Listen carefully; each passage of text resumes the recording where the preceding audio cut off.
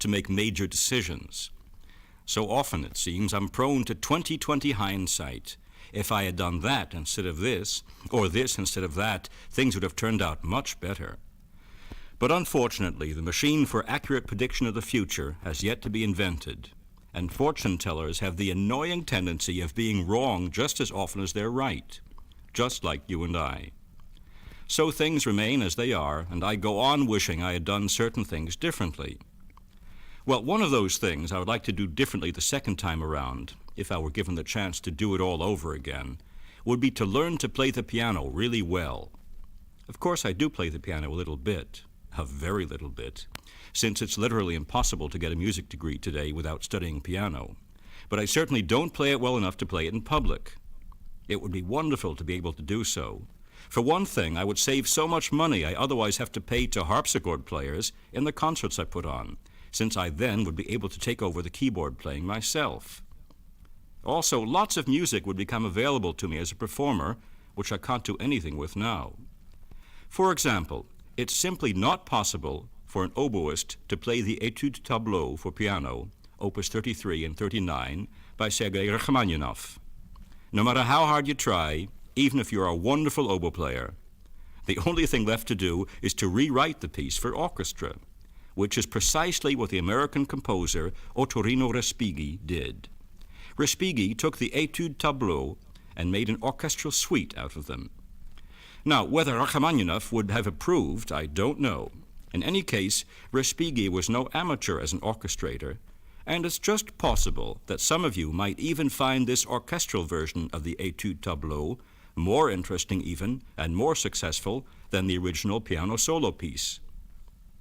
Why don't we listen to the orchestral version? The titles of the études are La Mer et les Mouettes, La Foire, Marche Funèbre, La Chaperon Rouge et Le Loup, and Marche. Edward Downes conducts the Netherlands Radio Orchestra.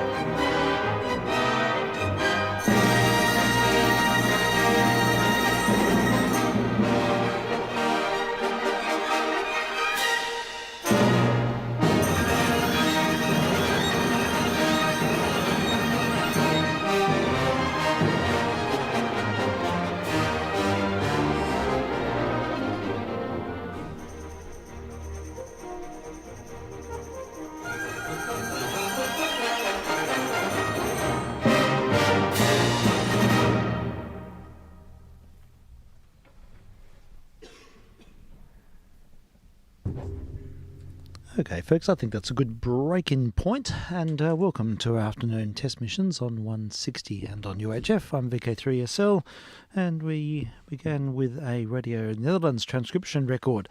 One of quite a few we have here. We need to play them more often. It's the Dutch concert rostrum, and that was the Etudes Tableau, or at least a couple of them, by Rachmaninoff and arranged by Otto Respighi. Fabulous arranger. He really knew how to orchestrate. Anyhow, we are getting sorted here. A bit of a slow start. It's always a slow start. It takes me a while to get going. And what we'll do is sharpen a few gramophone needles and enter into the nostalgia zone. And I think we've got the frequency open for you there, Frank, if you're around. Otherwise, we'll catch you on the next round. And we have a 78 on the table. This is a recording of Leo Rasmussen. Hello there, Frank. You with us? Good afternoon. And hello to you. How's it going? Going well, going well. Excellent. Good. Yeah. Just been playing a bit of Radio Netherlands. Yes, I heard it. It was very, very nice. Yeah, it's interesting, these records. These are care of Jamie, actually. He found these and passed them on. And they're probably from the 70s, I think, and they're on 12-inch vinyl.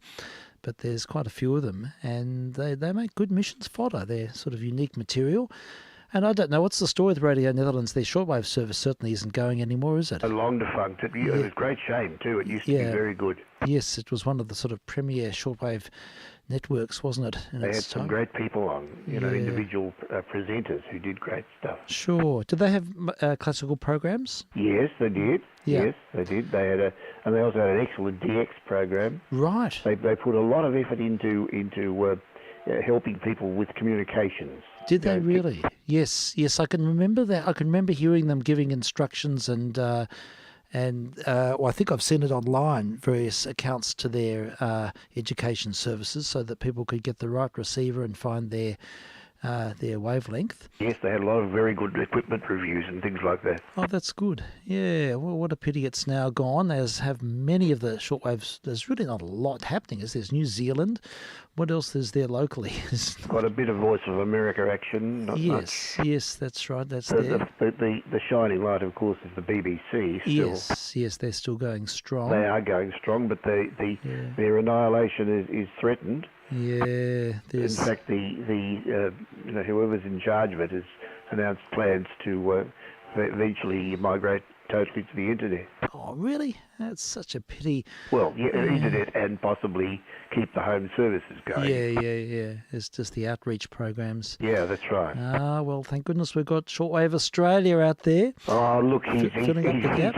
He's keeping the flag high there. Yeah, that's tremendous. He's doing a very, very good job. Yeah, absolutely. And I refer people on 5 megs and 3 or 2.3 megs, or what is it, 4835 and 2.31. Yeah, that's it. So it's all happening on those frequencies. If you tune in after hours, you'll hear Shortwave Australia in full expression. Now, I heard, talking about the oboe, as that gentleman was earlier, I heard some lovely oboe playing this morning. Oh, okay, great. It was a rendition of Bach's...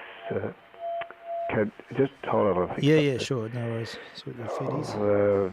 Cantata 82. 82, okay. Which is Ich habe genug. Oh, yeah, I've had enough. Yes, it's one of the most powerful of all of the cantatas. It's beautiful, lovely solo aria. Yeah.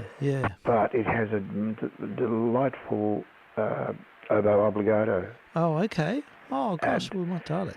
This was a version, but I was distracted when they were announcing it, but the conductor was Roger Dorrington, Yes. and the instrumentalist, the oboist, was someone Meyer. Meyer, M-I-E-R. Yeah, I guess so. Yeah, Ich habe genug. Okay. I wish I knew. I guess you can do replays and stuff. Can't Yes, you probably can. I'll see if it's online. I'll do a check on that and see if we can find it. Having said that, I'm just trying to remember whether it was MBS or yeah. ABC. I'll give that some thought. Yeah, and let sure. you know. That's all right. We can find out. But look, it is really worth it. It's fairly subdued. Yes. But it is just florid and absolutely lovely. Oh, it's tremendous. All right. That's really good. I love the cantata Ich habe genug. There's a beautiful version with Hans Hotter, historic recording, which I know well. I think we played it in one of our missions, but yeah, I'd love to come back to it and have a listen. So thanks for that with Roger Norrington and Mr. Meyer on the oboe. We'll check it out for sure. Okay, well, we'll have our 20s hit and then get everything into action. So to start off with, there is a Victor record on the table, and we have a track called Look What You've Done to Me, and another recording with Leo Reitzman. To be honest, it's just the flip side of the record we heard yesterday, still sitting on the table. So why not play it before it goes back on the shelf? Why not? Back to 1929. This is vk3sl working vk3sl in a test. Yes, test missions. I just have to give this a nudge because it's in the right out there. There we go.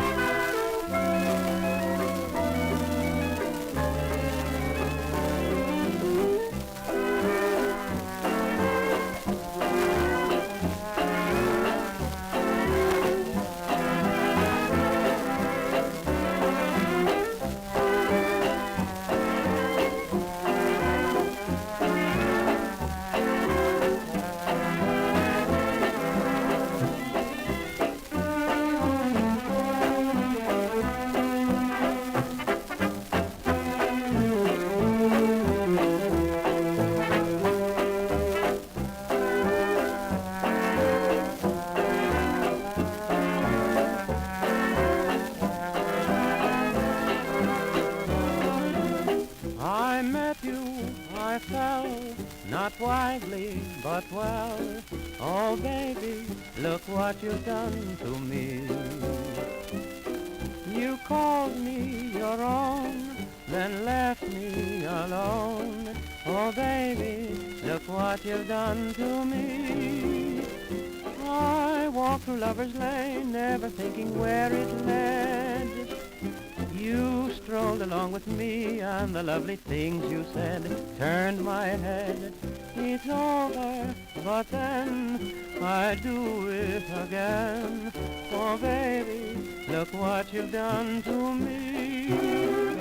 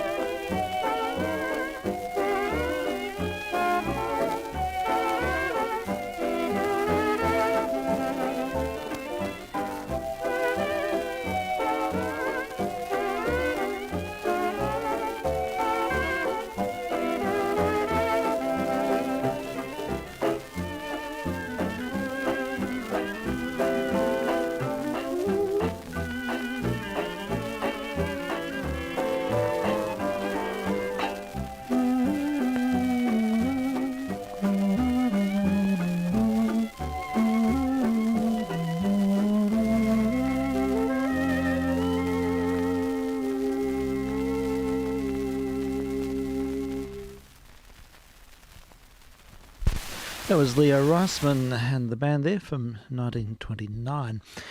And yeah, very, very slick ensemble. He always had a very nice sound, his band. Very smooth, wasn't it? They were a smooth band, and they played on all of the Fred Astaire movies in the early 30s too. He sort of had the RKO Studio Orchestra, I think, was led by Leo Reisman for much of that time. So there we go. That's our early offering. In fact, I've got another one from the same period. sort Good of. evening. Oh, g'day. How are you? How's it going? Very well. Good evening, Frank. Good evening, Stephen. Yeah. Good evening, Frank. Yeah, welcome. Yeah, just sort of having a bit of a waffle and a few records, and as we do. And your favourite era? Yes, that's right. Yes, got to inhabit the space. Yeah, and so look what we've got. We'll play another record, then we'll sort of get going. I wouldn't mind playing some more of the duo we heard yesterday, Rodrigo y Gabriela.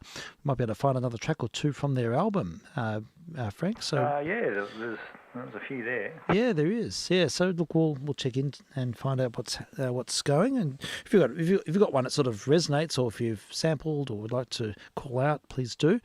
And we'll see where that goes. But I was going to play a really nice laminated recording from about 1930. It's Nat Finston's band. He ran the Paramount Studio Orchestra at that time and had big, luscious sort of dance band arrangements, extended arrangements, not that dissimilar to what Paul Whiteman was doing, but really was more of a movie orchestra, but just a really nice outfit.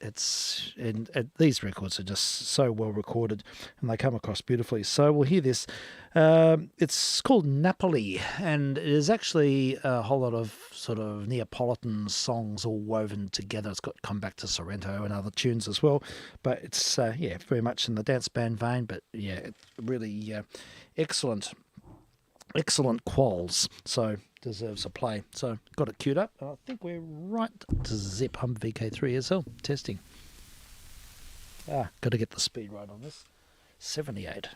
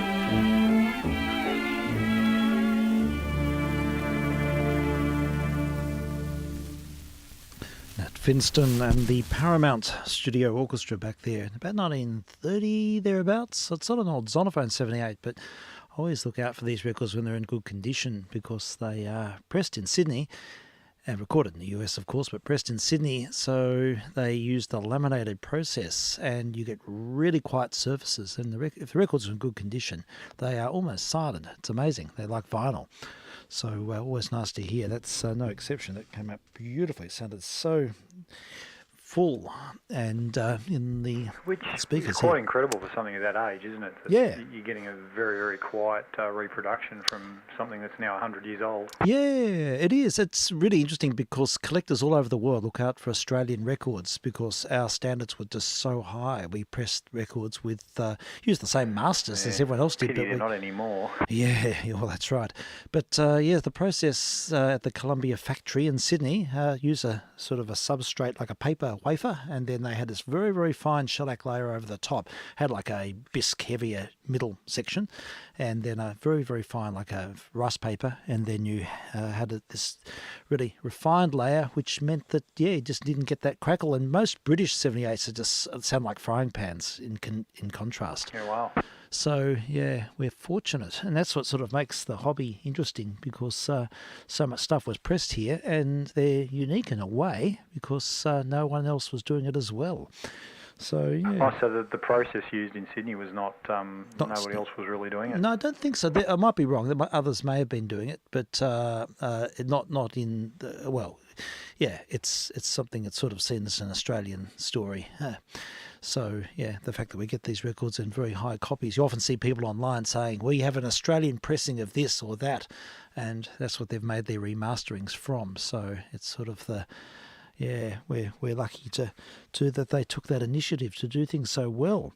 But as I said, a lot of the American records also just sound dreadful in comparison. It just seems like we took that extra step. Yeah, this next one's similar actually. It's a bit more worn, but this is one from Jamie's collection, which he had a double of. It's very rare, and I have played it back in the COVID times. But it's an advertising feature for Philips, and presented as a radio play, a very short, like 2-minute radio play, and it's called The Battle of Waterloo, and it says the radio players on the disc, and I think it's for some long forgotten Philips product, but yeah, a bit of fun, nostalgic, local, and reasonably well recorded. It's notwithstanding the general condition of the disc. I think it's quite presentable.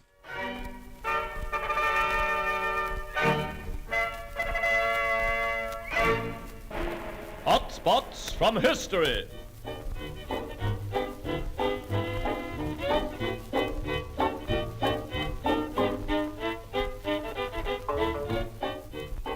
In the year 1815, Europe was torn by doubts and fears. With grim determination, Napoleon Bonaparte was marching north, south, east and west, practically simultaneously, sacking and plundering. Towns and villages fell before his victorious army, until it seemed that none could stay his march to power. On the 16th of June, however, the little corporal met the Duke of Wellington on the field of Waterloo. We turn back the pages of history to this memorable day and find General Blucher, Wellington's ally, seated in his tent. His batsman Gargle enters.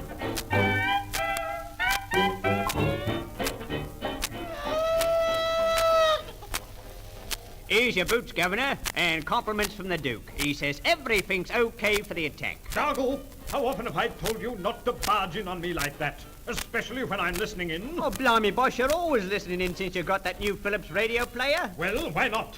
Dammy, I've never before had such marvellous reception. Blimey, you won't have much of a reception if you're late again and Bonaparte tells up the Duke. Enough, menial. Tell them to get on with the battle. I'll stay and hear the description and listen for the results. Result. Okay, Chief. Hello, folks. This is Station NBG broadcasting from outside Waterloo Park. Well, they seem to be having a little trouble down at the barrier, so I'll give you this urgent police message which has just come to hand. Anyone knowing the whereabouts of General Blucher, please ask him to communicate with the Duke of Wellington or to ring the Central Police Station immediately. The matter is urgent. And now we have the latest market from the court. The favorite has blown a .02 and is now a bookmaker's call price. Well, this looks like a chance. They're all lined up at the barrier, ready for the start, and what a sight! What a sight! The French on one side and the English on the other. There's still no sign of General Blucher, the third starter, so it looks as though he's been scratched. And now they're off! Napoleon dwelt a little, and the first to show out was Wellington. He seems to have a break on the English team. Here he goes. Oh, you honey, right down the center of the field, dribbling a cannonball as he runs. He's taking those jumps and pops the sky and the face of the cracker. Well, it won't be long now. Uh-oh, Napoleon's given a free kick to one of his tail-enders. Oh! Here they come now. What a clash! It's a scrum down. No, it's an all-in. I can see the English captain. He's using the body scissors in the half Nelson. The French will never stand the strain. I thought so. They're off in the opposite direction. First to show out is Napoleon Bonaparte with his men in hot pursuit. No chance of catching him, though. He's over the hill and out of sight already. Whoopee! Well, it looks like a love set to England. Yes, the numbers are in the box. Hey! England first, France second. I'll have the prices for you in just a moment. Well, Goggle, that's that. It was a good fight while it lasted. You're right, boss, and a blooming good description. It certainly was. And reception as only a Philips radio player can give, with its mellow tone and its rich quality, which are the outstanding features of Philips radio players. And Blucher was right. No other radio can give you the purity of tone and amazing quality of the audioscopic reproduction of the new Philips radio player.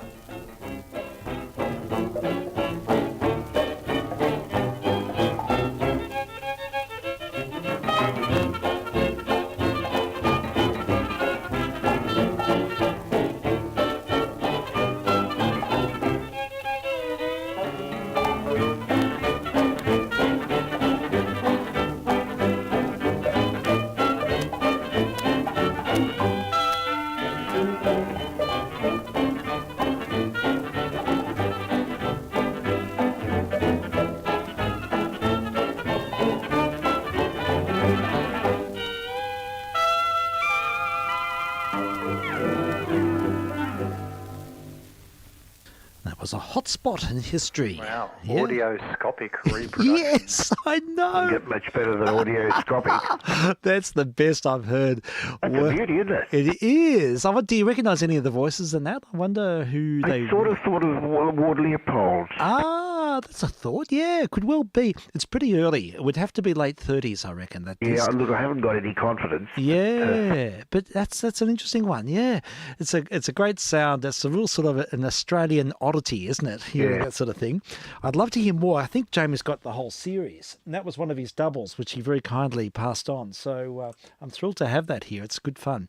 The other side is the Rome. I think I played it in one of our other earlier missions. Nero and the Burning of Rome is on the other side. They'd be actually worth having. Yeah. Has Jamie put them up? Do you know? I don't know if he has. He's got like all of them, and there was a second. So, yeah, I don't know. We'll have to find out what the others are all about. It'd be good to hear. Incredible collection, isn't it? Oh, most astonishing collection. It's the collection. Yeah, something like it. Yeah, he's got everything and everything. It's all there. He's made a science of it, and he's really, it's really special. It's been a lifetime hobby for him. Yeah, that's right. And no, he's very generous too. Happen to be listening. Good evening. Very big good evening, Jamie. Yeah, I feel bad that we haven't sort of had our live look. It's been so many things have cropped up. It's been a difficult year. Yeah. In the sense of continuity for Fridays. We've had lots of breaks and different tangents. So look, we'll try and make it happen soon. And I've just got to know that I've got a clear day the next day. I know. And it's all about sort of the bigger picture. But we will make it happen. And it's for no other reason that life gets in the way. That's the problem. But yeah, anyhow, we'll catch up. We will indeed. Yeah. So that quote, from a John Lennon song. Yeah. Life's what happens when you're busy making other plans. Yes, that's good. It's like one of Lennon's better quotes. It is a very good quote, actually. Yes, it is. It's the stuff in between. It's yes. All right. Well, look. That's why time was invented. Time. Yes, that's a strange one. Time, isn't it? To stop everything happening all at once. That's right. We never know. It might be happening all at once. Yeah. There's another philosophical physics discussion. Yeah, that's right. It might have all happened before.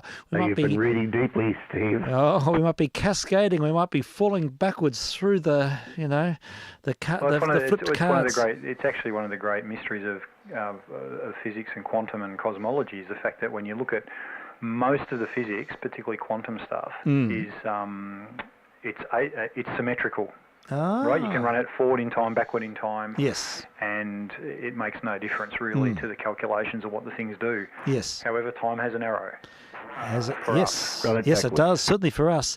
And as does gravity. So there's a couple of things there that are a bit counterintuitive to everything else. They are. That's right. There's some speculation we may be able to go forward in time, but you not can backward. go forward. Yeah, you just need to you either need to get yourself in a very, very steep gravitational field, or you need to go really, really fast. Yes. Too fast. It's very hard to go that fast. Yes. Well, there's a few quantum effects that get in the way, but Yeah, that's right. But you can actually, go ahead by seconds or microseconds. It's very measurable. Sort of isn't happens in orbit already, but you can, by going at a reasonable proportion of the speed of light, time for you will pass more slowly. Yes. So it's the whole relativity effect, whereas time back on Earth will, go at the rate that it does, which is quicker relative to you. And then by the time you complete the round-trip journey, time for you may, let's say you travelled out for a year and a year back, 2 years has passed for you, but perhaps 10 years has passed on Earth, and effectively you've travelled forward in time. Indeed you do. And that's right. Unless you're Superman and you go around the world really, really fast the other way and make everything go backwards. With doing it too much is that as you approach the speed of light, your mass increases. Ooh. Yeah, as you approach it, yes, you go to infinite mass. Bit of an issue. Yeah, that's Quite problem. could be an issue. Yes, He's could be a working problem. on anyway. Yeah, well, we'll keep nutting this one out. I'm sure we'll get to the bottom of it one day. Not. But I wonder if they will. Wonder in the next little while we'll get some big sort of flash moments. This is what I sort of. There are some great discoveries to be made, I think, in the area of dark energy and dark matter. This was our topic yesterday, and I was having a chat to Kate about this. There's a lot of effort being spent on doing that. But yeah, I think we're like with JWST now, the James Webb and stuff that's going on, and the detection of the gravitational background waves that they've just done. They're all little watershed moments that I think once they tie in, a little bit more understanding of what they've observed will lead to things. I think the Higgs boson was supposed to be a sort of seminal moment, wasn't it? That's seminal. That's at the micro level, or the infinitely the very small. I think the biggest sort of cosmological breakthrough of recent time was the discovery of gravity waves. That's right. Well, it ties in with the Higgs because the Higgs is essentially, as far as they can work out, responsible for gravity. So the Higgs field, which leads to the Higgs boson, essentially is the mechanism by which gravity exists. True. All in the first microsecond after the Big Bang, isn't it? In that moment. There's some talk now of a low-level hum having been discovered in relation to pulsars. Not the regular, sort of cyclical thing, but some other low-level hum. I don't was know wondering much what about that hum was when I was tuning up the transmitter. Now I understand. It's yeah, right. Yeah, but no, that You've got to get the transmitter away from that pulsar. It's that simple. Yeah, so there's a sort of, they've even tried to give you the sound of black holes and things, isn't there? There's a bit of a market for that. Yeah. Yeah, again, the sounds of the cosmos. It's got nothing to do with the actual what's happening. No. It's a reproduction, an audio sort of modelling of things that have really nothing to do with audio. No, that's right, exactly. It's all sort of just shifting it down, trying to extrapolate it down to frequencies we can hear rather than what was detected. But and yet that happens in nature. I mean, you look at, as an example, the cosmic microwave background, which they discovered, which is all around us. Well, that's because of its age. It's so Doppler shifted. That started out as light, but it's now down into the radio spectrum because it's been Doppler shifted so low. And still going down. Yes. There will be a point in time where that microwave background will actually start to get quieter and quieter because it'll continue to Doppler shift down and out of the radio spectrum. Then we can work lots more DX. Yeah, and we might get down to the audio spectrum eventually. Never know. Oh, that could be a bit loud. It could be. It could be a bit of a... Thank goodness it's RF. Yeah, that's right. We're lucky at the moment, but in the future we may have a bit of a tidal wave to contend with. but maybe not. Interesting. Well, I'm always sort of awaiting to hear the latest speculations, and these conversations just fascinate me no end. I'm very much on the periphery, but I love hearing about it. There's so much going on, Steve. Yeah. In the way of physics and astronomy, and they're coming together more and more. Yeah, I really like the way it's playing out as in the public domain. You know, a lot of it, that's what we were talking about yesterday, the very fact that so many of these discussions are sort of out there to sort of garnish, interest in the lay population, to get people sort of involved.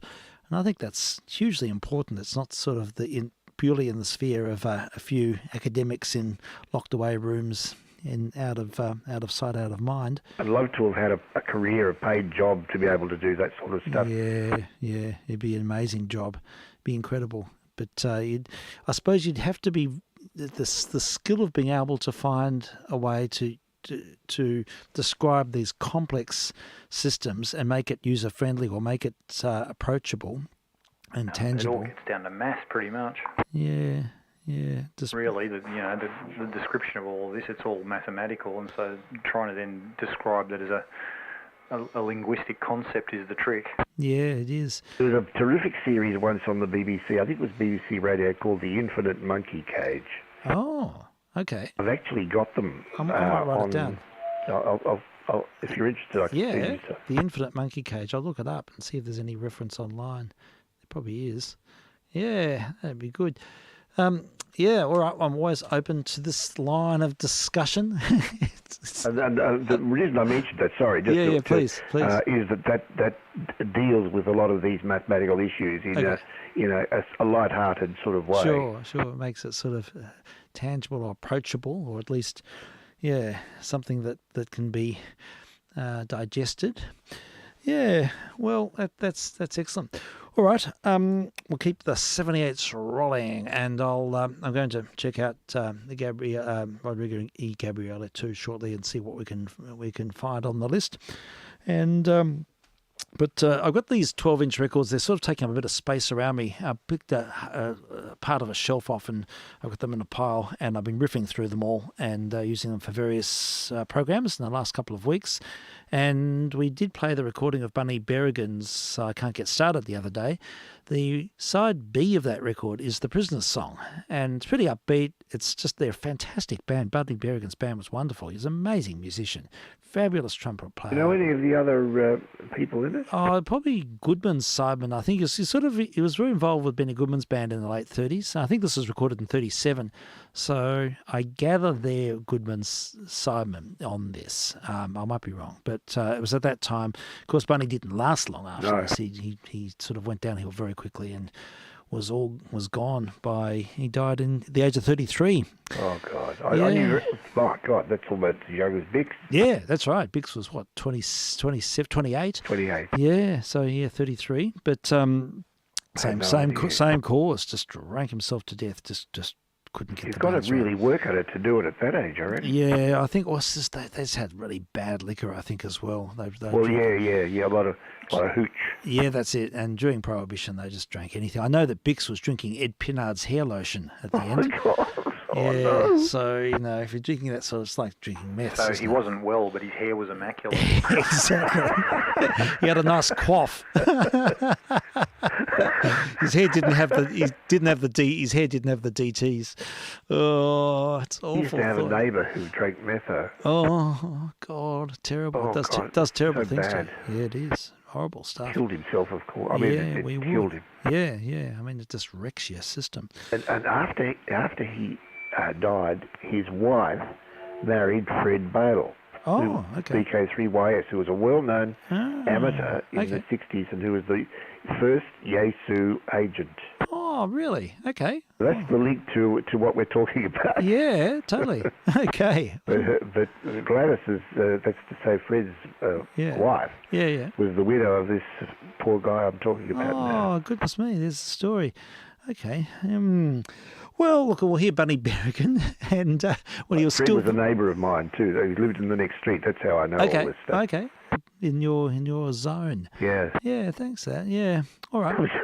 That's rubbish that I could do. No, it's all right. It's good. It's all, it's the subject is an important one, really. Well, it can be, yeah. And, and it's extraordinary that some of these artists could operate as well as they could, considering they had such an addiction. But I've noticed this from musicians who are complete alcoholics. They can often still function at a very, very high level.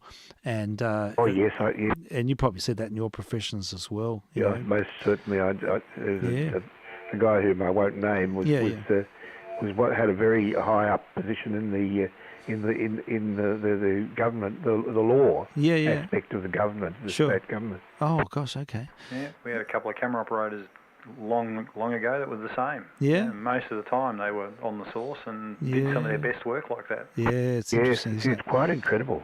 Yeah, what still astonishes me is how people can keep their sort of fine motor coordination, concentration, all that sort of stuff. And I know a number of brass players. I knew some very well, who just had chronic problems. Really bad. And when I was in London too.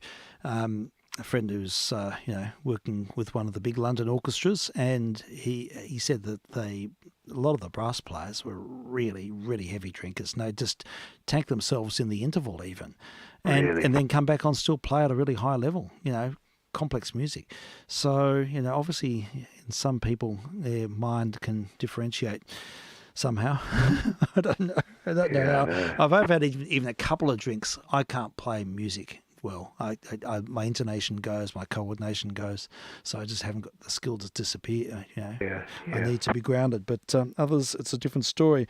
Anyhow, there was a well-known Crown prosecutor a long time ago who used to arrive at the court very early, and he'd tip a bottle of gin into his water jug. Oh, really? Jesus. A bottle of gin, as you do? As you do. God. And it was well known, and he'd just consume it during throughout the day. Throughout the day, it's probably just like the Alice Cooper of the judiciary, was he? He was very much so. Okay, all right then, fellas. We'll continue. Barney Berrigan, yes, he was a mad alcoholic, but he got there. He made some fabulous recordings, including this one, the Prisoner's Song from 1937.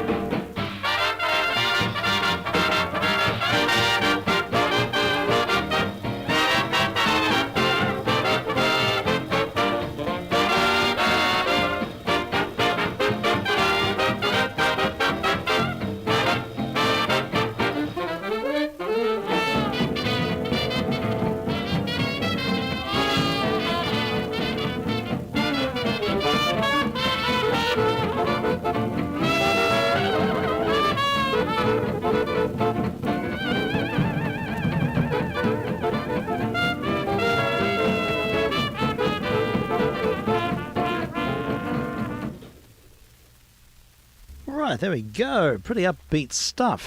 That was the music of a late recording of, wrestling the record off. Yes, it's Bunny Berrigan and the orchestra and the Prisoners songs. The other side of I Can't Get Started, which is just another great 30s hit.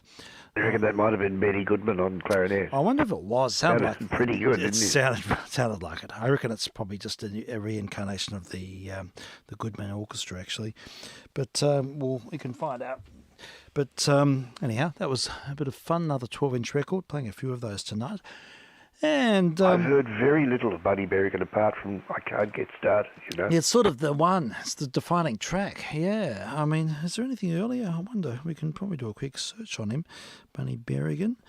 Bunny Berrigan. I always thought he was a black musician, but he wasn't. Bunny Berrigan. What else is there here? Here we go. Here he is with the Freddie. Oh, their recordings of video. They won't be so good in just about everything as I Can't Get Started. Yeah. Okay. Oh, here we go. Between the Devil and the Deep Blue Sea, Benny Goodman, Helen Ward, and Bunny Berrigan. This could be good. This could be really good, actually. I love this song, Between the Devil and the Deep Blue Sea. It's great, isn't it? It's a terrific You got song. me in between. Yes, that's right. The Devil and the Deep Blue. I always think of Louis Armstrong. He did a great version of that. Let's find it. We'll just dial up now. Yes, Helen Ward is singing on this. And yeah, we'll hear Bunny and Benny and Helen Ward back to 1935. I'm vk3sl testing.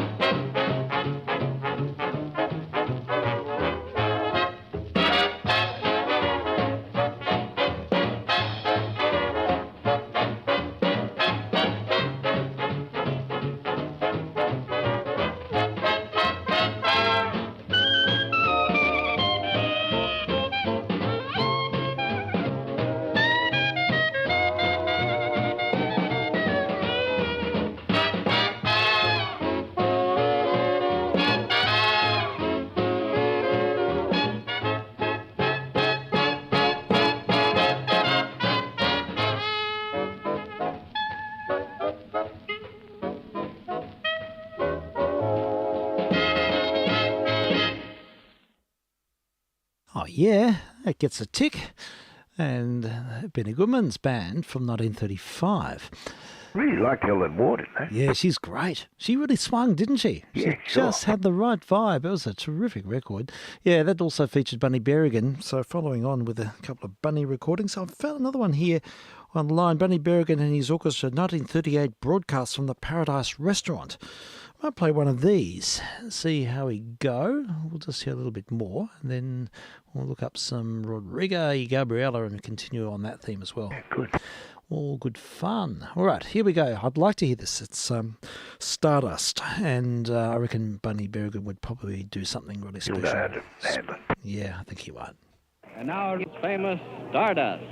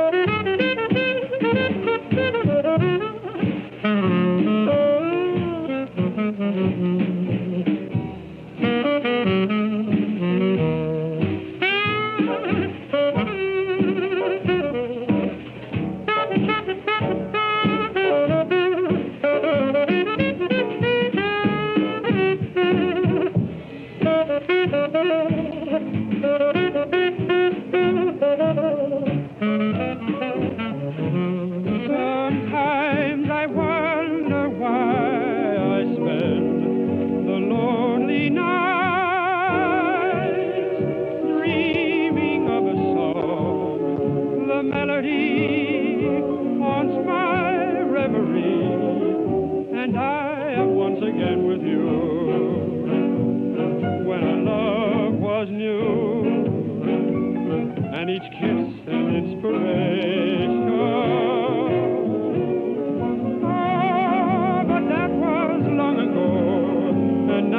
My consolation is in the stardust of a song beside a garden wall when stars are shining bright.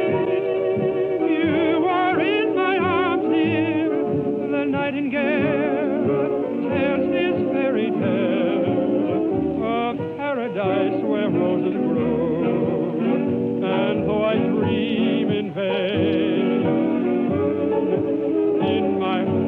always will remain my stardust melody in memory of love's refrain.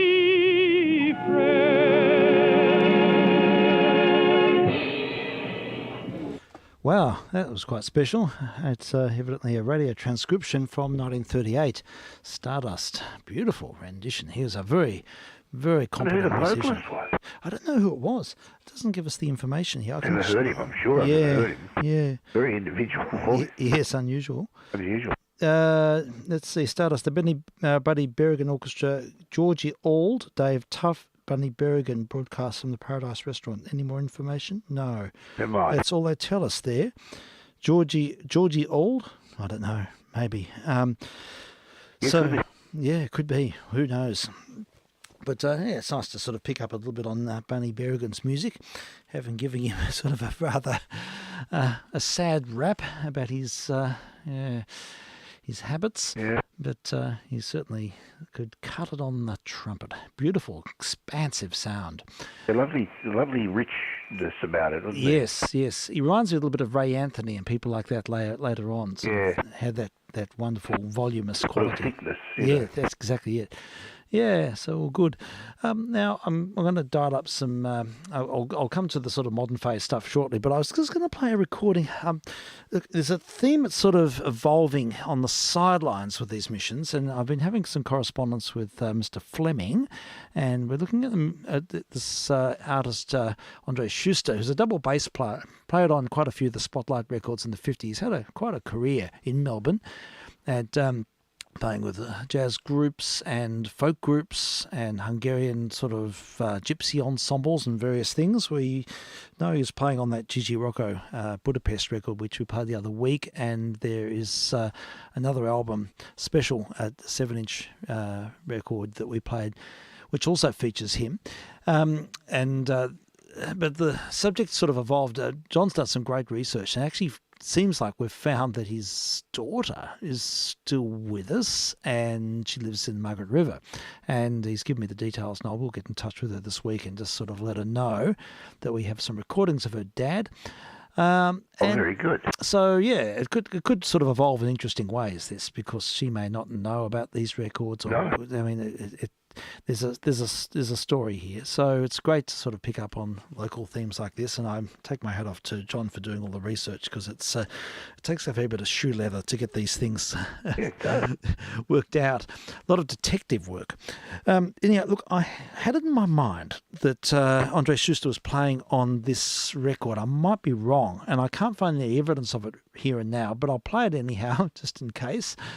And this is the Dixie Elections disc. It's a 10-inch Spotlight variety record from one of the very early Cyril Stevens discs. And, with Roy Hosking and his music. And for some reason I read or heard that Andre Schuster's on this, but I might be wrong. And if I'm wrong, I apologise, but the record's good anyhow. And we'll play one of these tracks. It's sort of, I suppose you could say it's an attempt towards progressive jazz in Melbourne at that time. It's certainly not of the same ilk as what was happening in Sydney, but it's an interesting record. On side one, it's sort of Dixie revival stuff, and we've played that side quite a few times. Side B is sort of more out there, harmonically expansive, frontier jazz. Yeah. And But I think it's worth just sampling some of that side today. So I've queued up a track called Johnny Get Your Drum.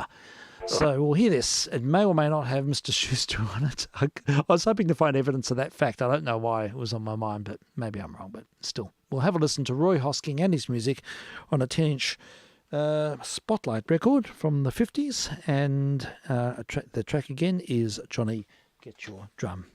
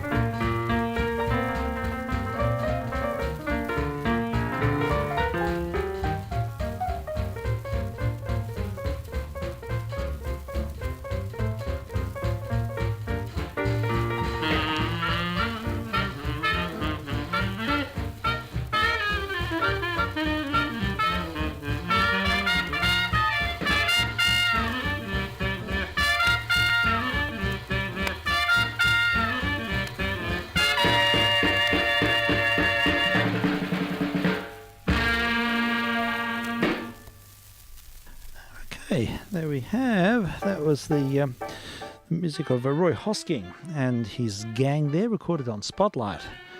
One of the few records on Spotlight, a few jazz records. There's not that much jazz material on Spotlight, a few, but I thought that was definitely worth a play. I'll keep that one to the fore. It's early 50s, wasn't it? Yeah, early 50s, yeah. It's, I don't know how you categorise that style. It's sort of, it's moving forward. It's certainly post-trad. And I don't know, how would you categorise that style of music there, Frank? I wonder. I don't know, sort of modern sort of mainstream. Yeah, sort of more mainstream. I sort of think of Edwin Duff and people like that. Play that type of music. But, yeah. Anyhow, there we have it. All right, well, look, I've queued up a recording from the latest album of Rodrigo y Gabriela and two remarkable musicians. And they've got a new album out. And the name of the album is... In Between Thoughts, A New World. You said it. You said it. A New World. It's out. And people can find it all online as well. Quite a few interesting looking tracks on this one. This one's called Egoland. So, yeah, let's have a listen to these two remarkable players.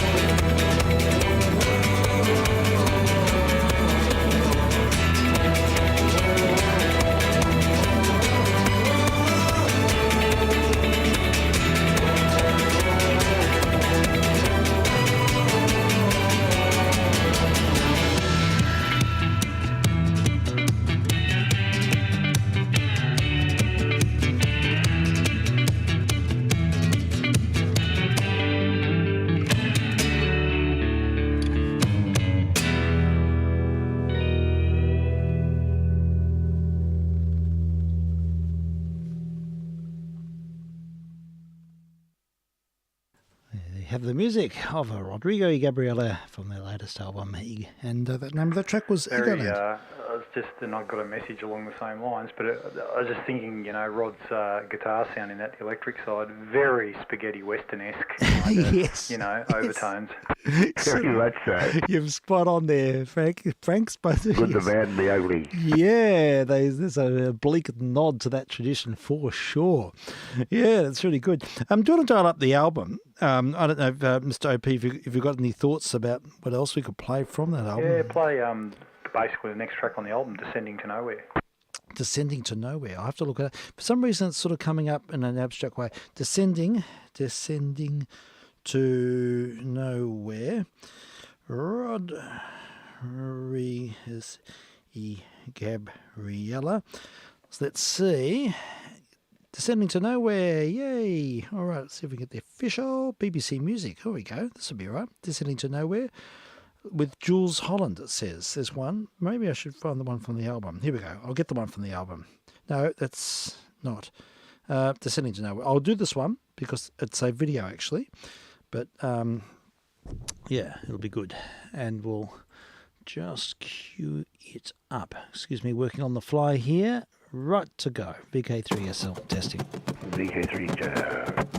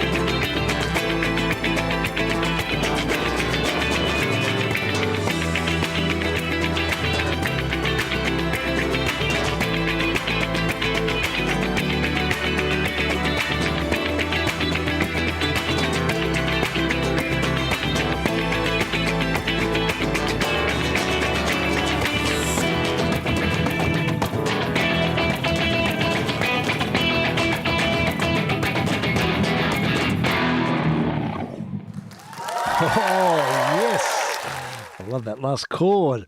And it's fantastic. I love the way they sort of do that extrinsic beat on their instruments. There's a lot of sort of tapping and slapping. A lot of that's Gabriella. Right. That's her technique. Sure. There's actually a tutorial on that she does on YouTube somewhere. When she goes through it, she actually shows people what she does and how she does it. Oh, right. Okay. It's very good. It's very wristy. Last one was a video, and she's got incredible flexibility. Yeah, she's amazing. She's an amazing guitarist in her own right, and plus she's essentially holding down the rhythm section as well. You know, like totally. It's hard to imagine. Extraordinary. It's just a two-person. See that as being two people, isn't it? Yeah, totally. It is. It's amazing. And it's a really concentrated sound. They're really together. They've got the same ideas. So, as I said, they're great to see live. They're just amazing. Two people like that, and the presence on the stage, they really are good. Yeah. I've seen them a lot of times and just love them. Yeah, and they're really free on stage. I'm noticing, though, they're sort of moving around. And there's a lovely dance between them, sort of, as well. Yeah, they kind of, they're going with the flow, and quite often, too, at a lot of their gigs, they run, they have done historically, they've had little cameras on the like the neck of the guitar and stuff like that, which they put up on screens as well. Fantastic. And stuff. So, that's clever. Yeah. That's clever. Yeah. That's not done with trick multiple recordings or stuff like that. Yeah, I wonder if do they use loops? They play this stuff live. You know, you hear that they'll do that live, and you just go, wow. Yeah. You know? And regularly live they will do a cover. So, in case. The last time they were out, I think they did one of the covers they did was Rage Against the Machine's "Killing in the Name of." Oh, okay. Rodrigo just started into it, and and Gab followed him in, and all a few of us in the audience picked up pretty well. Oh, that's "Killing in the Name of," and then it's basically the audience are singing the lyrics and they're playing. Oh, fantastic! They'll do one or two of those at pretty well every show, and I think there was one where he launched into the time before. He did Stone Temple Pilots Plush, and a lot of people were a bit reticent or didn't get what it was, and he's just, come on, sing! He's really, revving people up. They're really got great stagecraft. Fantastic, yeah. They've got presence on stage, that's for sure. Yeah, that's tremendous. I'll play some more. I've been able to find the official album list now. Before I was struggling, but I've got it all sorted now. And so we're listening to their first album in 4 years. So this is the previous one was Met Evolution, which the side one of that album, in terms of an LP design, but the first 5, 6 tracks, whatever they were, or side one was all of their own compositions, and side 2 was basically their version of Pink Floyd's Echoes. Okay. The entire side. Sure. And so this is their first recording, the first studio album since. And on one of the versions, the longer longer extended deluxe version or whatever, they've got. Remember a while ago there were all those little vignettes. That you played. They're all on the side 2 or the second really? of the extended I now. remember that, Frank. I do, yeah. They had those little tiny sort of... they've incorporated all of those into the... little short sort of tableaus. That was great. Well, look, I've got another track queued up. It's Broken Rage. It's from the same album, In Between Thoughts, A New World. And we're listening tonight to the music of Rodrigo y Gabriela and two amazing guitarists on the... frontier, and they're probably touring at the moment, I'd say. Yeah, they've been playing the States. Wow. So I think they might just be about wrapping up the States. Okay. But they've got other dates, and I'm sure sort of waiting to hear when they're going to grace our shores again. Sure, watch this space.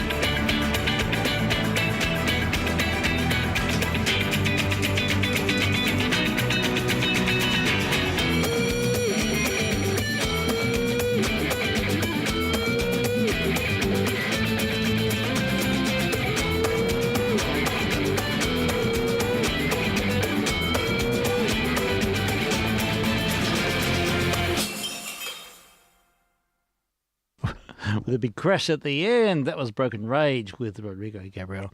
Oh, fabulous stuff. I like the big sort of bend. They had a collective bend there and a launch. And, So together, aren't they? They are very together, really concentrated sound. They've been playing together for a long time. Yeah. That's great. From busking in the streets of Dublin. Is that where it all began? Hey. Well, they started their life, we've talked about this before, Yeah. but they started in Mexico City as kids in a heavy metal cover band. That's right. I remember you saying this, yeah. Like covers of bands like Metallica and Slayer and you know, Megadeth, and which was the stuff that they grew up on that they loved, and then the band sort of fell apart, and they decided that they wanted to continue working in music and make a living, and travelled to Europe and ended up in Dublin of all places, and busked on the streets for a long time, and did some work with a violin player over there and on their early album, and got a bit of a following and touring through Europe, and then broke it. They got a supporting gig with Deep Purple on a European tour. Wow. And it all took off from there. Fantastic. It's good to get the background. And, we'll be reminded of it. Because I remember during lockdown we did play quite a bit of their music. We featured them a number of times. And, I love the sound. I love that sort of semi-acoustic sort of vibe and the a lot of the earlier, it's only in the last sort of 2 albums really that Rodrigo's starting to pull the electric out and start to do this stuff. Yeah, but it's still quite a transparent sound. Oh yeah. He's not, he's using some effects and stuff, but it's not. Yeah, it's not. It's not a full blown, wall of sound, sort of metal power chord kind of sound. Yeah, it's what I like about it is the fact that there's a real duality happening. I mean, they're both active in the texture. You could easily revisit. Just it's the bridge, I think, between their earlier stuff and this. If you go back to the previous album, a track like Terracentric. Yeah. Amazing, Yeah. Sure. Okay. Well, we could. Terracentric. I'll look it up. Terra.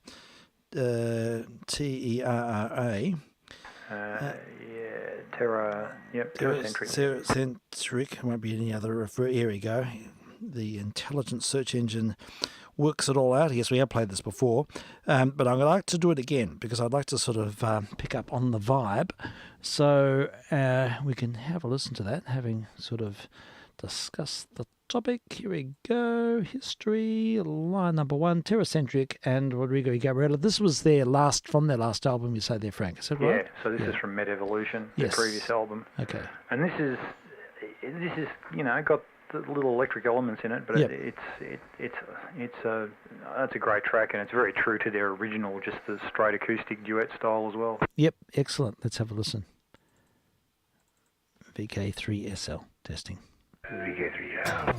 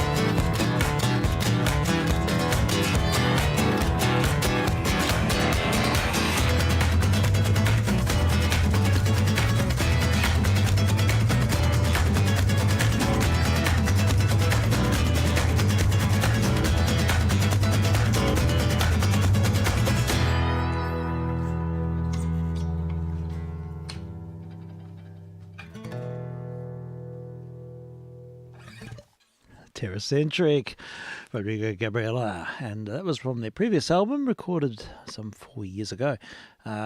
Seamless gear changes. So swift, so deft. It's wonderful, amazing. Yeah, it's good.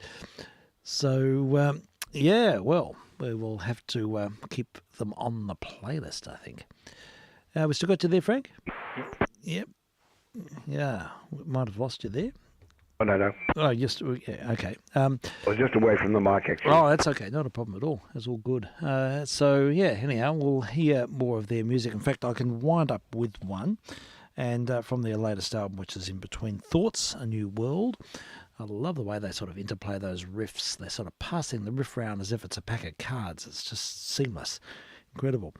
We might have lost Mr. OP there, but no, still here. Are you still there? Okay, that's fine. So look, thank you for that. That was great. We'll play. Terrific. We'll play one more, and then I'll follow on with our ride out today, which another episode of Life with Dexter with our non-advertising feature there, which I'm not quite sure about. Yeah. We'll do our best to qual it, but that's the unfortunate thing. Is some products sort of last the decades. But never mind. We'll hear a track called True Nature, and this is in similar vogue. It's sort of got their beautiful amalgam, and so thanks, Franks. An abundance of Frank. Yes, thank you, gentlemen. It's been good Your fun. name not Frank. Mind if we call you Frank just to keep things simple? Well, perhaps I'd need to. My favourite coffee place has got a guy named Frank running it, and he always says to me when I come in, I say, "How are you?" He says, "I'm well." He says, "Frank's very much." Frank's very much. Is that what he says? Okay. Well, it's funny. I had a manager at work who was also Frank, and then he used to refer. And then it was funny after a while. He used to refer to me as Good Frank, and him as No Good Frank. Nice one. I knew a bloke called Billy Too Good, and his workmates called him Billy No Good. Oh, really? Okay. Yes, of course. Of course. All right, well, I'll go into listening mode because I'm going to start doing some stuff towards dinner. So, likewise, I'm going to go inside. Thanks. Cheers. Yeah, thanks so much, Frank. It's been really good fun. I've really enjoyed your selections, and thank you, Mr. JR, as well, for your thoughts and your participation. It's all good fun, and we should be around on Friday. Should. Probably won't be. You won't be this Friday. No. I'm set to have a day out with my cousin. Oh, tremendous. That sounds good. Yeah, all right. But look, if you could just listen. Look, I'll get the channel. I could give you a call. Sure, whatever you like. And a little bit uncertain at the moment. Look, you just do what you feel. Don't need to call it. I should be around. Yeah, look, great. You're more than welcome to chime in, either of you, if you're around, whatever, and I'll keep the channel open. And that's for afternoon session. Late night, I should be still on with Mr. JR. Will you be around in the evening later? Or depends what sort of an afternoon. Yes, I understand. All right, we'll just see. We'll let it all play out. I've got noted that the bark as well, because I would like to follow on for that. We could keep that for late night missions as well. The one you mentioned, the Ik Habe Genoeg. Yeah, look, I'll look for it myself. But it's really worth hearing. Yeah, that'd be good. Yeah, it'd be really good. All right. You've heard the joke about some of the action movie guys decided that they're going to make a movie about classic composers. What's the story? It was, so basically Jean-Claude Van Damme says, well, I'm going to be Beethoven. And basically Jason Strath says, oh, well, I'll be Strauss. Yeah. And of course Arnie, shaking his head despondently, goes, all right, I'll be Bach. Okay, I'll be back. Ooh, boom, boom. Yeah, gone Chopin, Bach and the Minuet. All right. Yeah, all right. Thanks, fellas. All right, we'll finish now with True Nature, and I refer people to the album, the latest album of Rodrigo Gabriela, which is out there on the tube. So, remind us the name. I had it written down and I've lost my pad. I've dropped it. So, the album. In Between Thoughts, A New World. A New World. What you're playing, right. I think, what is it? True Nature, first track or something? That's right, we did. we did the other day. Yeah, it's all good. Okay, well, True Nature, we'll hear it now, and then we'll follow on with another episode of Life with Dexter from the late 60s. And until next week, I wish you, listeners... 3OP, we say morning. Indeed. Cheers from JR saying good morning, evening, night time, and cheers. Very good. And this is vk3sl saying cheerio. We look forward to your company next week. Should be back next Friday, all being well. That's the name of the game. And test missions on 160, on UHF, and also streaming online under my call sign. It can all be found under YouTube, vk3sl, or vk3sl.blogspot.com. See you soon.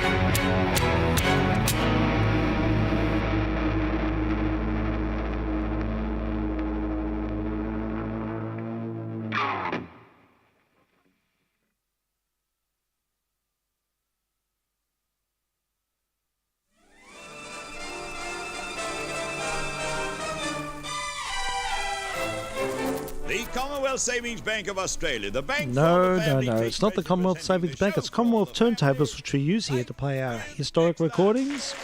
And you're listening to a long-lost transcription recording of Life of Dexter. Ignore the advertising. Saving will get it, so bank Commonwealth now. For a car or a bike or just a rainy day, be sure to save the friendly Commonwealth way. So listen to this advice and Start right today to bank Commonwealth. Save Commonwealth. No, Bank. don't. Please, don't. Listen. Dexter Dutton is the type of man who doesn't mind spending. And by that I mean he doesn't mind spending his energy playing golf or rowing a boat to the fishing grounds. He doesn't mind spending hours and hours relaxing with a newspaper or a good book. In fact, the only thing Dexter doesn't like spending is money. Now, one evening, not so many weeks ago, Jessie Dutton made a statement which really started something. Dexter, Edna Dixon was here today and we were talking. No. You and Edna were talking? Jessie, I don't believe it. When you and Edna get together, I thought you did nothing but stare at each other in silence. Was that supposed to be funny? Yes, dear. Well, it might interest you to know that when Edna and I talk, we don't talk about nothing. We only discuss important issues. Oh, yes, like is Millie Grant's hair grey at the roots? Or perhaps, is Mrs. Jordan putting on weight because of you-know-what? Nothing of the kind. Pop, what do you mean by you-know-what? Well, never mind about that. Jessie, I'm sorry and I apologize. I'll ask you the question you want me to ask. What were you and Edna Dixon talking about today? Oh, it doesn't matter if you're not interested. Oh, but I am interested. I can hardly wait. I'm bursting at the seams. Well, you are too, Pop, but not because of you-know-what. No. Boy needs chastising. Mummy, tell me the news and ignore the males. Janie, that's a good idea. Well, Edna told me this morning that Mark Prentice isn't anxious to set any firm date for their wedding. Oh, isn't that just like a man? Mr. Prentice proposes to Edna, they become engaged, and now the wedding's being delayed. I guess it's just because that he believes in long engagements. Yeah, that's it, girls. Mark wants to be certain he really knows Edna. Really knows her? Oh, well, although they've only been engaged for a few months, they've known each other for 9 years. Well, yes, but it's only the engagement time that counts. Personally, I'm a firm believer in long engagements. Jessie, you and I were engaged for a fair time, and, well, I wish it had been longer. Oh, you wish it had been longer? How much longer? Oh, about 40 or 50 years longer. Why, you... Now, listen, all right, Jessie, I was just trying to be funny, just making a little joke. One of these days, you're going to make a joke, and it'll be so funny you'll die laughing. Look, dear, look, please, surely you don't expect me to seriously sit here discussing Edna's and Mark's wedding plans. Are you forgetting I've already made several attempts to try and push things along for them? None of which have been successful. Well, don't blame me, I tried. What do you expect me to do now? Put Mark into a straitjacket, tie him to the altar rail, and get a preacher at the point of a shotgun?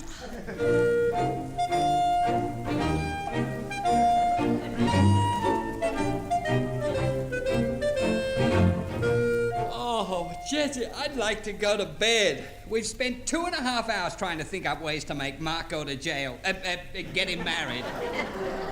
None of us has come up with anything constructive. Oh, Daddy, my idea wasn't bad for you to point out to Mr. Prentice the advantages of married life. What advantages? Yeah, well, there's lots of advantages, but I mean... Yeah. Another funny joke. Mummy, I've got it. Oh, what, dear? I've got a mighty brainwave in my head. Then just let it splash against the rocks in your head. Mummy, what if someone arranged a little pre-wedding party for Edna? Mark Prentice can't object to anyone throwing a pre-wedding party for his fiancée and himself, and during the party people are sure to ask when the wedding is to take place. Janie, that's a wonderful idea. Well, Mark will have to set a definite date. He'll be too embarrassed not to be able to answer the all-important question. Precisely. Compost, I always knew that someday you'd show signs of genius. Oh, being my sister, you had to. Wait a minute, just a minute. Hold on, everybody. Before you all start patting each other on your geniusy backs, I don't think the idea is in any way practical. Who do we know who's willing to put on a pre-wedding party for Edna and Mark? Oh, no! Oh,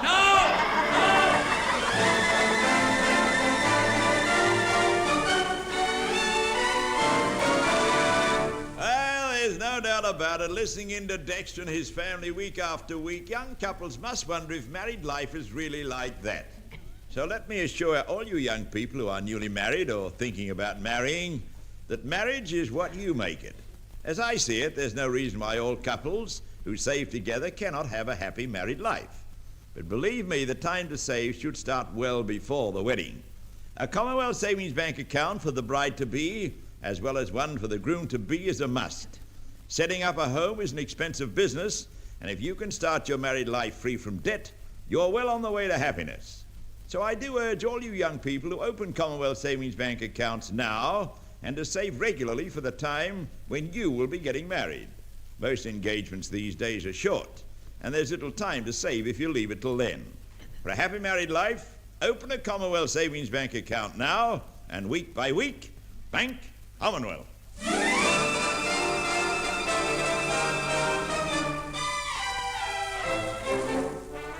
Jessie, if Mark doesn't soon set a date for the wedding, someone's soon going to be setting a date for my funeral. Now, Edna, that kind of talk makes me so mad. Anyone would think you were old. I know, and they do. Now, Edna Dixon, you're a lucky person and you have a happy future in sight. Mark Prentice loves you very much, but, well, he happens to be a little backward in making definite wedding plans. If he was any more backward, he'd be in kindergarten. Now, you be quiet and listen. Now, because your fiancé is slow in agreeing to a wedding date, the Duttons are going to help things along by throwing a small pre-wedding party for you and Mark. Oh, Jessie. Oh, no, that isn't fair to you. Why should you be loaded with a party just to help me solve my problems? Oh, because I'm a friend, that's why, and it's no load whatsoever. Now, it'll only be small, and I'm looking forward to it, and so are the children. You didn't mention Dexter. Does he know of this idea? Of course he does. But, well, he's never enthusiastic about anything which upsets his normal routine. But, well, I will say this, Edna. When I mentioned the party last night, Dexter said no more than about 3 words. And I'll bet I know what those 3 words were. No! Oh, no, no! Well, I can't remember exactly what he said, but deep down, my husband's as pleased as the children about being able to do you and Mark a good turn. Jessie, I don't know what I'd do without your friendship. You know, I could cry. In fact, I think I am going to cry. No, you're not, because we haven't got time. We've got too many details to discuss.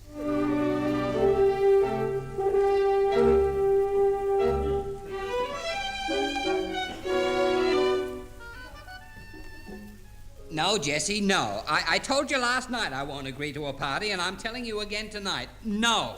Dexter, if you'll only consider the principle of the thing. It's not the principle of the thing, it's the money.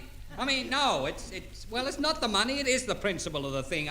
I mean, well, why? Why should a party be dropped in my lap when Edna isn't even a relative? Oh, but Daddy, she's a good friend, and Mark Prentice is your friend as well as your boss. I'm sorry, I've given my answer, and that is that. Listen, Pop, I haven't said a word up till now, but take my advice. Give in now instead of wasting time, because you can't win with females. I can win. I'm now going to read my newspaper, and they can argue till they're black. Son, you know, you're right. If I want to read my paper in peace, I might as well give in now as after 3 hours nagging. Females, the victory is yours. Hooray. Thank you, dear. And for being so sweet, I'll allow you to go on that fishing trip with Steve at the end of the month. Well, thank you, Jessie. You mean I can go without you raising any objections? Absolutely. In fact, I decided last week you could go. Oh, that's wonderful. I didn't expect it. Hey, wait a minute. If you decided last week, then what am I winning now? For any married man, it's a losing fight.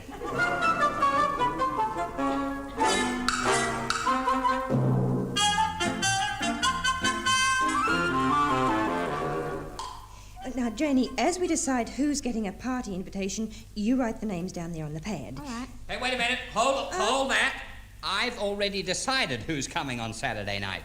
Mark and Edna, plus us makes 6. And 3's a crowd, so 2 crowds at any party is plenty. Oh, my goodness.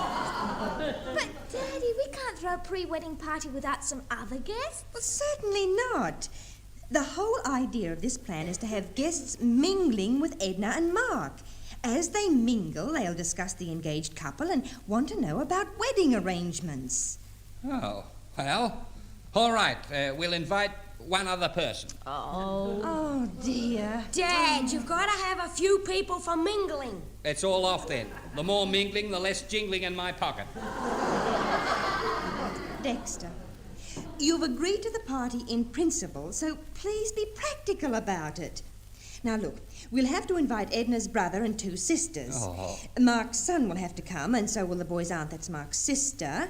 Now, I'd like to invite at least 2 friends who are friends of Edna's as well. Very well. Don't go any further. Very well, Jessie. I won't say another word. I'd forgotten that I'm a millionaire. I guess you won't mind if I invite my friend, too, Steve Gallagher.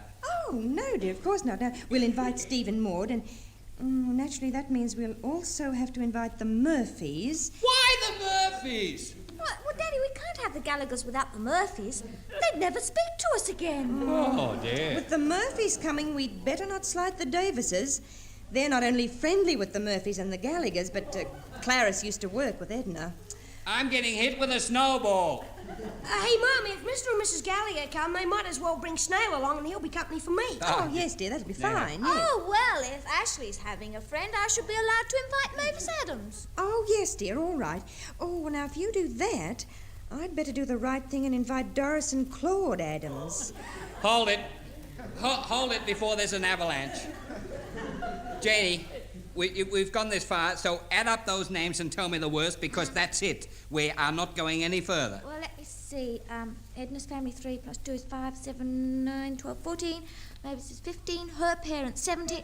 Oh, Yes. so far, Daddy, about 17. 17? Does that include us? Oh, no. With us and Edna and Mark, it'll be 23. 23? Why don't we make it an even 2 dozen and invite the garbage man?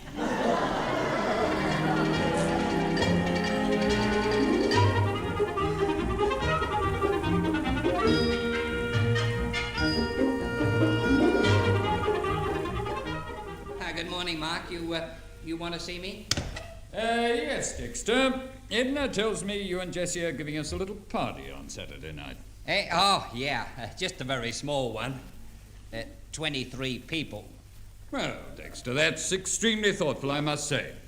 I suppose those you've invited are mostly Edna's friends and a few of yours and Jessie's, hmm? Well, that is about the score at the moment. Of course, I wanted to make it a much bigger affair with lots of people, but you know women. Yeah, Jessie said, no, dear, let's keep it intimate and not too expensive. Yes, I know. Most women don't know how to fling a really good party, but their intentions are fine. Yeah. Look, Dexter, if you feel this way about Saturday, I imagine you won't mind if I added a couple of names to the guest list, eh? Well, I mean, why not? I only mean a couple of characters who need a bit of softening up for us to get their advertising accounts. Yeah. A little social gathering like this, can be good for business. Yeah. Now, Yeah. Let me see. Here, now, I'd definitely like to invite Greg Matson. Greg Matson? Yeah. Good. Well, that'll be no trouble at all. 24. What was that? What was? Oh, I said room for plenty more. Oh, yes. Good boy. Let me see. Greg, his wife Cora. Oh, and of course his 3 lads are grown up now. You better include them in the invitation. Oh, Greg Matson, his wife, 3 boys. Yeah, well, yes, I'll handle that, Mark. You just leave it to me. If you'll excuse me now, I'd better get back to my own office. No. Look, forget your work for a moment and relax, Dexter. Relax. Yeah. Now then, if we invite Matson, it might be wise to invite Charlie Foster and his team. Charlie Foster? His team? Yeah, well, you see, Charlie's got almost a basketball team with his 5 beautiful unmarried daughters. So, we'll have to include his family, even if they don't all come. Yeah, well, 7 and 2 and 9, 24, 33. What? What are 33? As a matter of I was just adding up how many sausage rolls Jessie might have to make. Oh, Dexter, sometimes you've got a wonderful sense of humour, Yeah.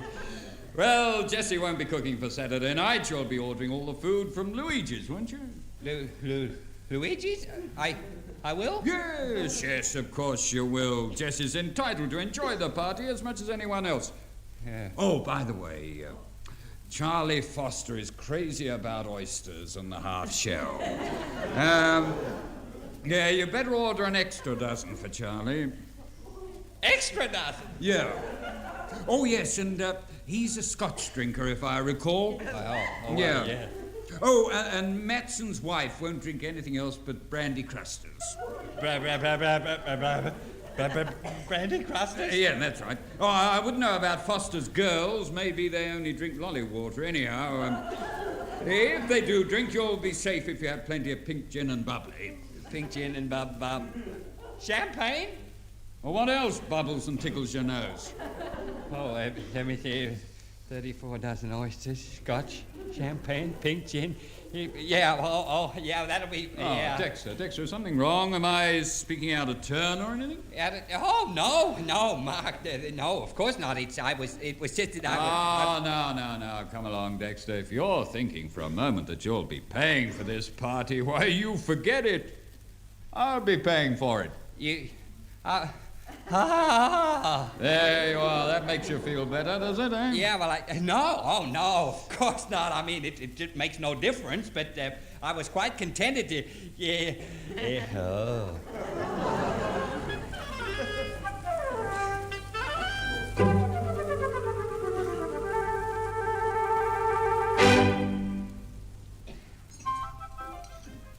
Jesse, your coffee tonight is absolutely perfect, and that dinner was the most. Well, thank you, dear. Oh, you're in a wonderful mood this evening. What do you mean? I'm always in a good mood. You've just never noticed it before. Mum, this might be a good time to mention about inviting Mr. and Mrs. Crocker. Oh, I don't think it's necessary to invite the Crockers, actually. I heard that. And, Jessie, darling, I want you to invite the Crockers. Oh. You can invite Mr. Crocker, Mrs. Crocker, and all the little crocodiles. Yeah, in fact, I believe we should increase our invitation list and ask perhaps, a dozen or so more people to Saturday's little shindig. Huh? Daddy, are you feeling all right? I never felt better. I'd like to include, Henry Potts, George and Josie Becker, Fred and Doreen Milligan and their boys, of course, and any of the other neighbors who might be offended if we leave them out. Huh? Pop, I don't get it. The sun wasn't that strong today. Now, Mark and I are inviting an extra 10 or a dozen people. And as we discussed at the office today, what's a party if it's not a real party? And, Jessie, I am not going to let you lift one cooking finger on Saturday. I'm phoning Luigi's to do the complete catering. Pop, have you popped your top? And another thing I was wondering about is music. Janie, where would we engage a good, modern little outfit to supply some dance music? Well, I could ask Susan Swain. Her brother's a pretty good amateur rhythm group. Who wants amateurs? What's that bunch of musicians we hear on the radio? Shovel Flanagan and his other shovels. Spade Flanagan and his 3 spades. Well, spade, Daddy, shovel... you couldn't be serious. That group would cost real money. All right, so hang the expense. Oh, Dexter, now look, you're being ridiculous. If the guests wish to dance, or we have a machine and plenty of records. Oh, very well, dear. You can have a band or not, whichever way you please. Jessie, all you and the children have to worry about is sending out the invitations. I'll handle the food problems and also the liquid refreshments. Oh, but Mummy and I intended making a large bowl of punch. Forget it, girls. I am going to order a dozen bottles of scotch, 6 dozen beer, half a dozen gin and brandy, another dozen or so assorted fancy drinks, and, a case or 2 of champagne. Oh, Dexter! Oh. Well, what do you all think about that, huh? Ashley, do you think 40 or 50 people might drink all that on Saturday? Well, why not, Pop? You must have done it all by yourself today.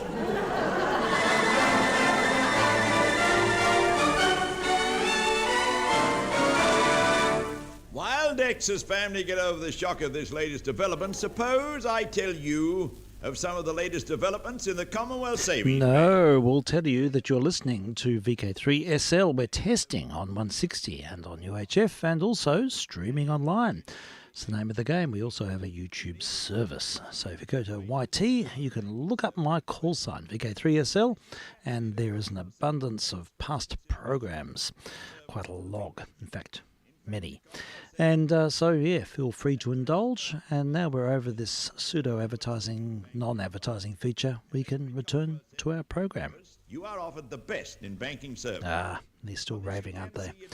Incidentally, it's nothing to do with Commonwealth Bank. It's actually all about Commonwealth turntables. We use Commonwealth turntables from Hobart in this booth, and they've been long defunct, but they do a great job. 1 million people who week by week bank Commonwealth.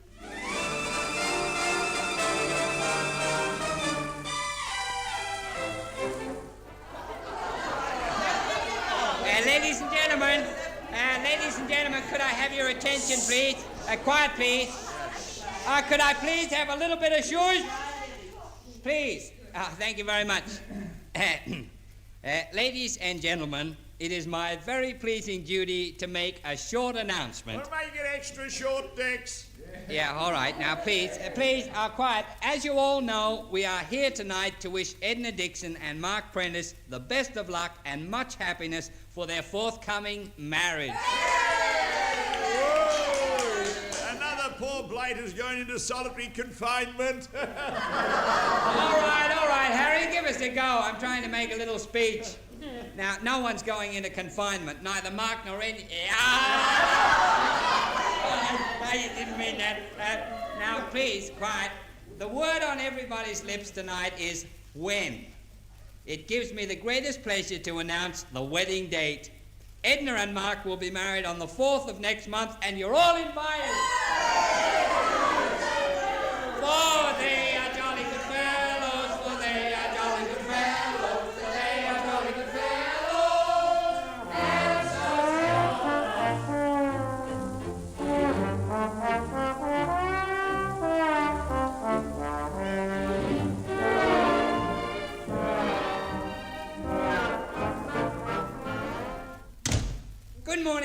Good morning, Mark. And how are you on this bright and sunny Monday morning? Well, I feel okay this morning, Dexter, but I must admit it took me all day yesterday to get over that wonderful party. Yeah, it really was a wow, wasn't it? Oh, an absolute whizzer it was.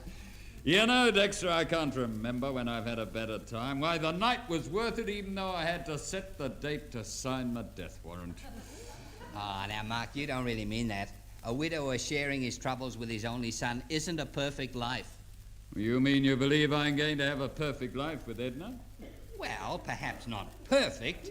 No woman is perfect. Some of them would be if they'd never learned to talk. Oh, don't you worry. Edna's learned to do that, all right. Look, if she can cook as well as she can talk, I'll put on 10 stone. By the way, Mark, speaking of food, was the food at the party to your liking? Oh, Dexter, the food was superb. Why, I couldn't have ordered better myself. Thank you. And the drinks, there seemed to be plenty of everything. Oh, absolutely. The entire party was an outstanding success.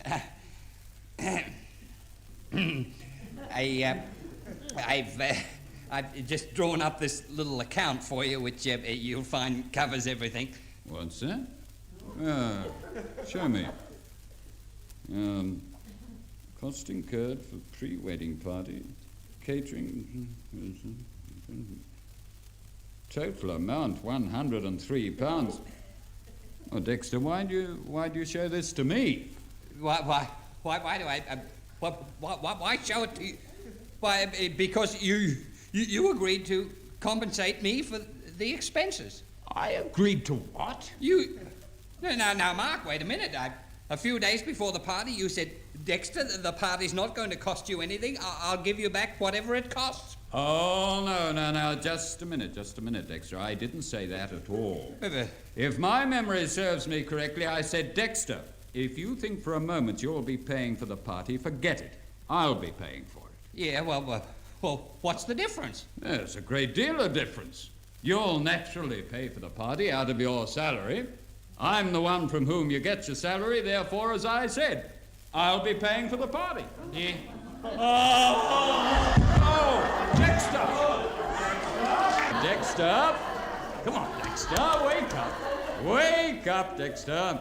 There was no need to faint, old boy. I was only kidding. Dexter! Dexter! Wake up! Dexter!